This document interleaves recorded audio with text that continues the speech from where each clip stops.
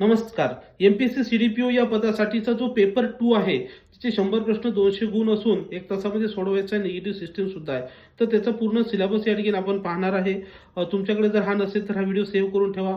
बघा, पहिला आहे भारताचं संविधान, संसद, विधिमंडळ कामकाज, विविध समित्याविषयी पहिलं टॉपिक आहे. नंतर दुसरा जो टॉपिक आहे त्याच्यामध्ये वेगवेगळे महाराष्ट्र नागरी सेवेचे नियम आहेत.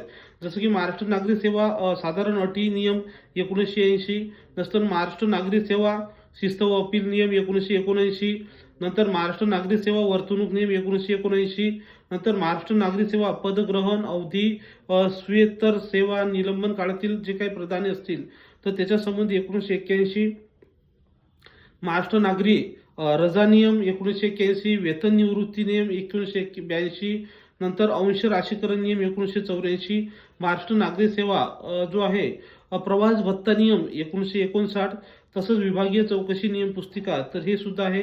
आणि जो तिसरा घटक आहे याच्यामध्ये महिला बाल विकास विभाग अंतर्गत अंमलबजावणी करण्यात येणारे जे काही महत्त्वाचे कायदे आणि योजना आहेत तो आहे.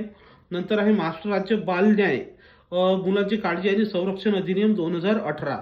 तसंच पाचवा जो घटक आहे तो ICDS अंतर्गत जे काही महत्त्वाच्या योजना आहेत तर ते संपूर्ण त्या ठिकाणी असा हा सिलेबस आहे. तर याचे ऑलरेडी आपल्याकडे सगळे नियम नोट्स वगैरे आहेत. तुम्ही जर बॅच जॉईन केली नसेल तर तुम्ही बॅच जॉईन करून घ्या, कारण की बॅचमध्ये पेपर 1 पेपर 2 हे संपूर्ण या ठिकाणी आपण काय करणार आहे तुमच्याकडे घेणार आहे. तर व्हिडिओ या ठिकाणी लाईक करायचा आणि कॉल करायचा 80 10 45 77 60 या नंबरवर संपर्क करायचा आहे. थँक्यू.